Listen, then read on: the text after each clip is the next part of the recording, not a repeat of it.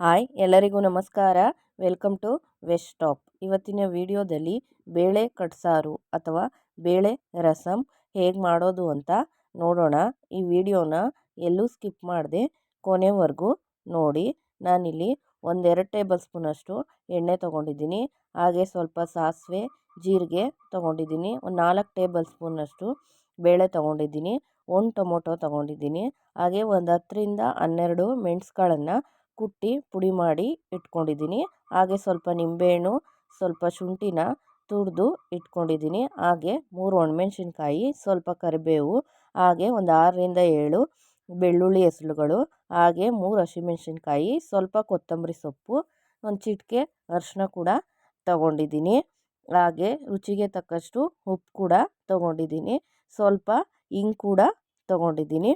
ನಾನಿಲ್ಲಿ ಈ ಸಾಂಬಾರು ಮಾಡೋದಕ್ಕೆ ಒಂದು ಕುಕ್ಕರ್ ತೊಗೊಂಡಿದ್ದೀನಿ. ಆ ಕುಕ್ಕರ್ಗೆ ಬೇಳೆನ ತೊಳೆದು ಸೇರಿಸ್ತಾ ಇದ್ದೀನಿ. ಬೇಳೆ ಸೇರಿಸಿದ್ಮೇಲೆ ಒಂದು ಟೊಮೊಟೊ ಕೂಡ ಸೇರಿಸ್ತಾ ಇದ್ದೀನಿ. ಟೊಮೊಟೊ ಎಲ್ಲ ಸೇರಿಸಿದ್ಮೇಲೆ ಒಂದು ಸ್ವಲ್ಪ ಎಣ್ಣೆ ಕೂಡ ಸೇರಿಸ್ತಾ ಇದ್ದೀನಿ. ಹಾಗೆ ಒಂದು ಚಿಟಿಕೆ ಅರಿಶಿನ ಕೂಡ ಸೇರಿಸಿದ್ದೀನಿ.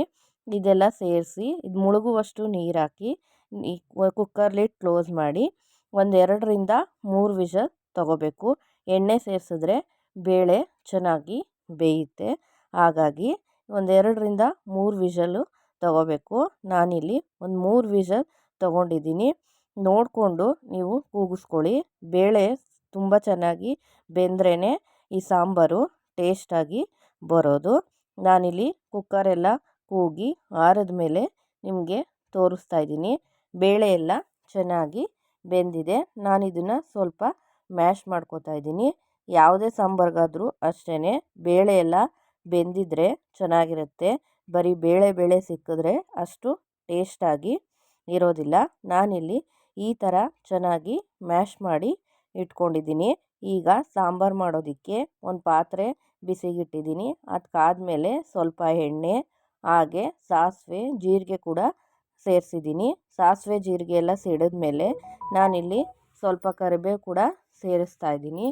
ಕರಿಬೇವೆಲ್ಲ ಆದಮೇಲೆ ನಾನಿಲ್ಲಿ ಬೆಳ್ಳುಳ್ಳಿ ಕೂಡ ಸೇರಿಸಿದ್ದೀನಿ. ಬೆಳ್ಳುಳ್ಳಿನ 1-2-3 ಸೆಕೆಂಡು ಚೆನ್ನಾಗಿ ಫ್ರೈ ಮಾಡ್ಕೋಬೇಕು. ಅದು ಕಲರೆಲ್ಲ ಚೇಂಜ್ ಆಗೋವರೆಗೂ ಚೆನ್ನಾಗಿ ಫ್ರೈ ಮಾಡ್ಕೋಬೇಕು. ನಾನಿಲ್ಲಿ ಬೆಳ್ಳುಳ್ಳಿ ಎಲ್ಲ ಫ್ರೈ ಆದಮೇಲೆ ಹಸಿಮೆಣ್ಸಿಕಾಯಿ ಸೇರಿಸ್ತಾ ಇದ್ದೀನಿ. ಮೆಣಸಿಕಾಯಿನ ಸೇರಿಸಿ ಅದನ್ನು ಕೂಡ ಚೆನ್ನಾಗಿ ಬಾಡಿಸ್ಕೋಬೇಕು. ನಾನಿಲ್ಲಿ ಹಸಿಮೆಣ್ಸಿಕಾಯಿ, ಒಣಮೆಣ್ಸಿನ್ಕಾಯಿ, ಹಾಗೆ ಮೆಣಸು ಪುಡಿ ಕೂಡ ಬಳಸಿದ್ದೀನಿ. ನಿಮ್ಮ ಖಾರನ ನೋಡಿಕೊಂಡು ಹೆಚ್ಚು ಕಮ್ಮಿ ಮಾಡ್ಕೊಳ್ಳಿ. ಹಾಗೆಯೇ ಸ್ವಲ್ಪ ಹಿಂಗೆ ಕೂಡ ಸೇರಿಸಿ 1 ಸೆಕೆಂಡು ಫ್ರೈ ಆದಮೇಲೆ ನಾನಿಲ್ಲಿ ಒಣಮೆಣ್ಸಿಕಾಯಿ ಕೂಡ ಸೇರಿಸಿದ್ದೀನಿ. ಇದನ್ನೆಲ್ಲ ಸೇರಿಸಿ ಚೆನ್ನಾಗಿ ಮೆಣಸಿಕಾಯಿ ಎಲ್ಲ ಕ್ರಿಸ್ಪ್ ಆಗೋವರೆಗೂ 1-2 ಸೆಕೆಂಡು ಫ್ರೈ ಮಾಡ್ಕೊಂಡಿದ್ದೀನಿ. ಇದೆಲ್ಲ ಫ್ರೈ ಆದಮೇಲೆ ನಾನಿಲ್ಲಿ ಶುಂಠಿನ ಸೇರಿಸ್ತಾ ಇದ್ದೀನಿ. ಹಾಗೆ ಮೆಣಸು ಪುಡಿ ಕೂಡ ಸೇರಿಸಿದ್ದೀನಿ. ಇದನ್ನೆಲ್ಲ ಸೇರಿಸಿ 1-2-3 ಸೆಕೆಂಡು ಚೆನ್ನಾಗಿ ಫ್ರೈ ಮಾಡ್ಕೊಂಡಿದ್ದೀನಿ. ಇದೆಲ್ಲ ಫ್ರೈ ಆದಮೇಲೆ ಬೇಯಿಸ್ಕೊಂಡಿರೋ ಬೇಳೆನ ಕೂಡ ಇದಕ್ಕೆ ಸೇರಿಸ್ತಾ ಇದ್ದೀನಿ. ಸಾಂಬಾರು ಹದನ ನೋಡಿಕೊಂಡು ನೀವಿಲ್ಲಿ ನೀರನ್ನ ಸೇರಿಸ್ಕೋಬೇಕಾಗುತ್ತೆ. ರಸಮ್ಮು ಸ್ವಲ್ಪ ತೆಳುವಾಗಿದ್ರೇ ಚೆನ್ನಾಗಿರುತ್ತೆ. ಹಾಗಾಗಿ ನಾನು ಇನ್ನೂ ಸ್ವಲ್ಪ ನೀರನ್ನ ಸೇರಿಸ್ಕೊತಾ ಇದ್ದೀನಿ. ನಿಮಗೆ ನೋಡಿಕೊಂಡು ನೀರು ಎಷ್ಟು ಬೇಕೋ ಅಷ್ಟನ್ನು ಸೇರಿಸ್ಕೊಳ್ಳಿ.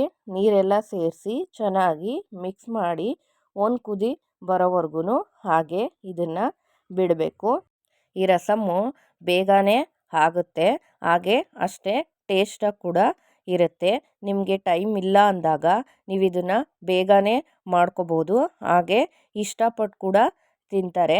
ನೀವು ಒಂದ್ಸಲ ಟ್ರೈ ಮಾಡಿ ನೋಡಿ, ನಿಮಗೇ ಗೊತ್ತಾಗುತ್ತೆ. ಈಗ ಒಂದು ಕುದಿಸ್ಕೊಂಡು ರುಚಿಗೆ ತಕ್ಕಷ್ಟು ಉಪ್ಪು ಕೂಡ ಸೇರಿಸಿದ್ದೀನಿ. ಹಾಗೆ ಸ್ವಲ್ಪ ಕೊತ್ತಂಬರಿ ಸೊಪ್ಪು ಕೂಡ ಸೇರಿಸಿದ್ದೀನಿ.